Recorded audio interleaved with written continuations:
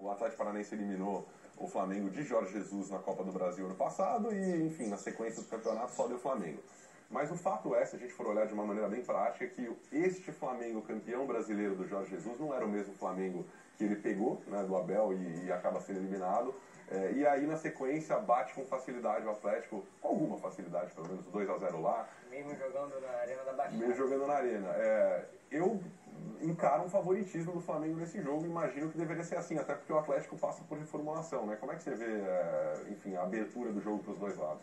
Final nunca tem favorito, né? Você pode até falar que o Flamengo tem um time mais preparado, um time melhor preparado do que o Atlético, como você mesmo já falou. O Atlético está começando uma temporada com um treinador novo, perdeu figuras importantíssimas. Além do Thiago Nunes, que para mim é a grande figura, que é a grande perda do Atlético, você pode dizer que o Atlético perdeu o Bruno Guimarães, que era um primeiro volante que quase não se tem no futebol brasileiro. E sim, o Flamengo, por manter a base, que foi campeã da Libertadores, praticamente todo o time titular, ainda trouxe reforços pontuais que mudam o sistema de jogo do time. Então hoje, se não estiver funcionando a criação dos dois meias, Everton Ribeiro e Arrascaeta, o Jorge Jesus ele pode colocar um Michael no time, mudar a característica do time, colocar uma velocidade do lado de campo. Se por algum acaso o Gabigol e o Bruno Henrique não estiverem resolvendo na frente, ele coloca um Pedro para poder mudar um pouco a característica dos dois jogadores de ataque, mesmo jogando junto do Gabigol e com o Bruno Henrique de lado de campo. Então o Jorge Jesus hoje ele tem manobras para montar o Flamengo. Você citou o Pedro, chegou, teve toda a história para a contratação do Pedro, né? Uma passagem para a Itália de volta no caminho ali em Firenze, e agora com menos de 50 minutos em campo tem 2 gols e uma assistência já no Fla. Claro, Gabigol tem gol, tem a plaquinha, tem tudo, mas ele começa a enxergar uma concorrência e o Pedro vai chegando pedindo passagem. Vai eventualmente flutuar na posição na frente com o Gabigol ou pode jogar junto? Pode jogar junto, pode se alternar, isso aí tudo depende do plano de jogo do Jesus, que para mim está bem estipulado ali. Gabigol é o homem de frente, o Bruno Henrique faz um segundo atacante, ele joga com 2 meias, um de cada lado, Everton Ribeiro na direita, Arrascaeta na esquerda. Possivelmente, quando o time não conseguir concretizar as chances de gol, aí ele muda, coloca o Pedro de referência, recua um pouco o Gabigol, abre o Bruno Henrique na ponta esquerda, ele pode botar o Michael aberto na direita. O Flamengo não é um time que tem o esquema tático definido. O Flamengo não joga num 4-3-3, não joga num 4-4-2. O Flamengo é um time camaleão. Ele muda o esquema de jogo de acordo com a partida. Isso aí é bem importante, inclusive para que você alterne as suas peças, tanto as que estão jogando quanto as do banco de reserva, para mudar o time em campo. E acho que rolou uma evolução nítida, né, do ano passado para esse, no sentido de deixar o elenco mais robusto. Era um elenco de muita qualidade, mas que a gente encontrava algumas peças ali que, pô, se esse cara não pode jogar, não tem uma peça à altura. Se aquele não está disponível, temos um problema. Vai se tornando quase que um time duplo do Flamengo, de altíssimo nível. Você citou o Bruno Guimarães, Raed, ele deixa o Atlético Paranaense, deixou o Atlético com 101 jogos, 10 gols, muitas assistências, e acho que o jogador mais importante do ano passado para o clube. Maior venda, inclusive, da história do Atlético pela cotação do euro, 20 milhões de euros, com mais 20% de uma venda futura.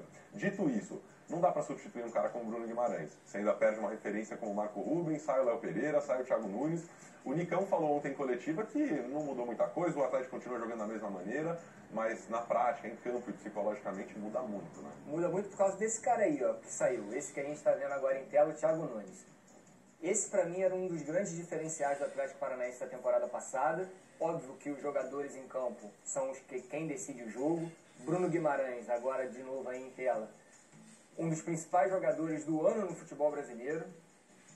Uma grande venda do Atlético. O Flamengo, inclusive, se interessou pelo jogador, quis pagar um grande dinheiro pelo jogador, mas que não chegaram a um acordo. Ele acabou indo para o Lyon da França, mesmo com sondagens do Atlético de Madrid.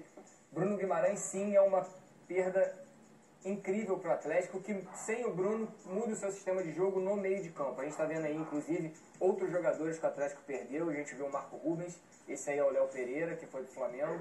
Mas sem o Bruno Guimarães, Fred, o Dorival Júnior vai precisar reorganizar esse meio campo do Atlético.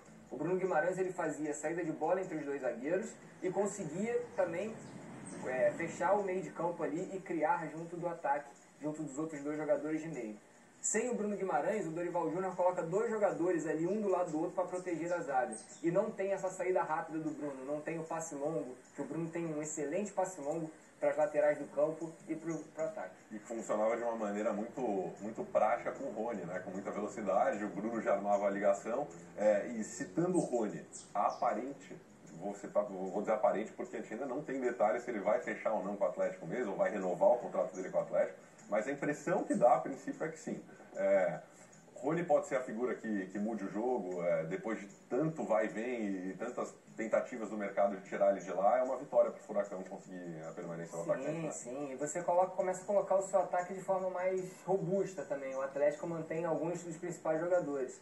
Você vai ter o Rony, você tem o Nicão, você continua com... Você tem o reforço do Marquinhos Gabriel, você tem um ataque muito móvel e muito ágil, como foi o ataque do Atlético Paranaense na temporada passada.